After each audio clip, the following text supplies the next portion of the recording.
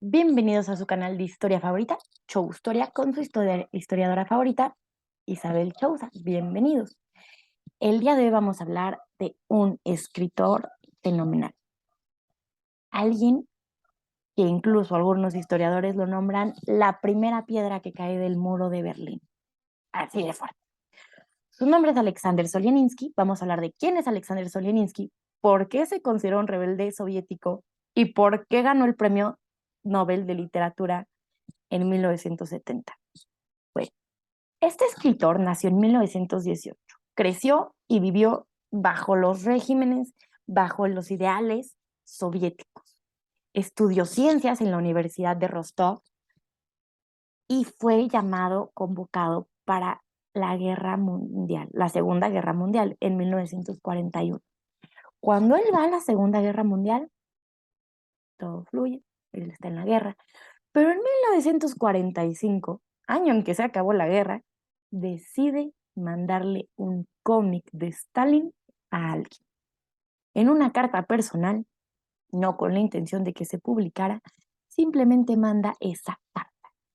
Eh, lo condenan 8 años a un gulag. Un gulag, un campo de trabajo forzado ruso.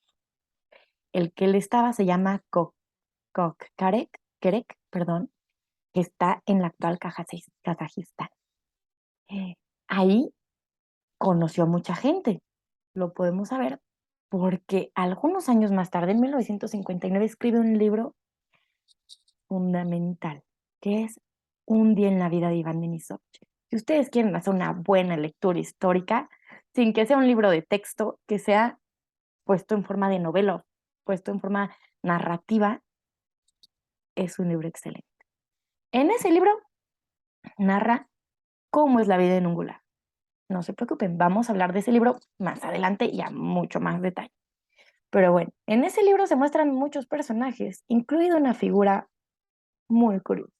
Ahorita les digo por qué curiosa. Habla del cristiano, del bautista. ¿No es cierto? Y bueno, recordemos que en la Unión Soviética estaba prohibida la religión. Un historiador llamado Edward Erickson dice que la razón de que se haya publicado este libro y que se haya escrito es porque Ale- eh, Alexander Solzhenitsyn, ya le iba a decir Iván Denisovich, discúlpenme, Alexander Solzhenitsyn era cristiano. Algo que va en contra totalmente de lo que él creció con. Recordemos que en la Unión Soviética la religión está prohibida. Se cree que se convirtió en estos campos de trabajo forzado, en estos gulags. Y bueno, él en 1959 empieza esa actividad espiritual, por así decirlo. Se considera, algunos historiadores consideran que la escritura de ese libro, del Un día en la vida de Iván Denisovich, fue una experiencia espiritual para Alexander Solzhenitsyn. Desconozco eh, la realidad es algo que se menciona, pero bueno, él empieza a escribir este libro y en 1962, bajo el régimen de Nikita Khrushchev, lo publica. ¿Por qué lo puede publicar? Muy sencillo. Stalin fue un líder muy fuerte, muy, muy fuerte, que quedó muy impregnado en la sociedad soviética. Nikita Khrushchev necesitaba, pues, que se alejaran un poco de esa admiración para que lo pudieran admirar a él. Y entonces empieza esta epopeya total. Nikita Khrushchev permite que se publique este libro y se vuelve un fenómeno. La gente empieza a mandar testimonios y testimonios de lo que pasaba en los gulags.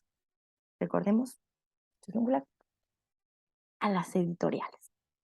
Se publicó en una revista el libro, entonces es importante considerar eso. Bueno, pues ¿qué pasa? Eso ya no gustó tanto, ¿no?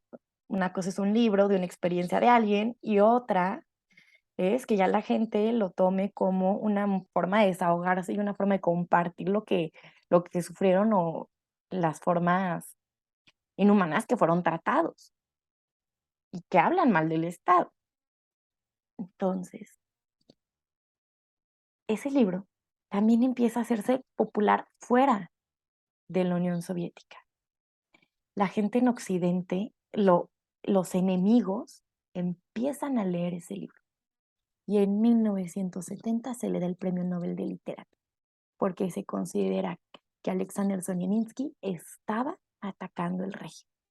Incluso Edward Erickson dice, ese libro fue la primera piedra que cayó del muro de Berlín. Imagina lo contundente de esa frase. En 1974, Alexander Solzhenitsyn tiene que huir del país, bueno, de la Unión Soviética, tiene que huir a Estados Unidos. No por gusto, sino porque era eso, bye. Huye y no pudo regresar hasta 1991.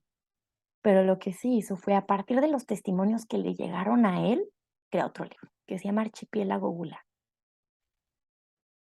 Entonces, vemos como este señor que tenía todos los ideales soviéticos, incluso fue a la guerra, estudió ciencias, se vuelve un ejemplo o una figura de rebeldía en Occidente, también un poco en la Unión Soviética, pero más en Occidente, solo por escribir su testimonio.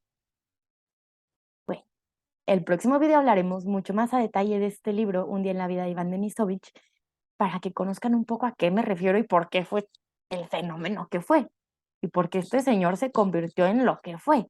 Pero bueno, muchas gracias por verme, gracias por estar aquí. Les comento que ya tengo TikTok, se llama Choustoria también. Voy a estar subiendo ahí videos más cortos con datos curiosos, chismecito, para que lo vean.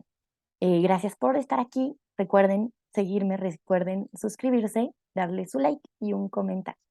Los quiero, se cuidan mucho. Gracias.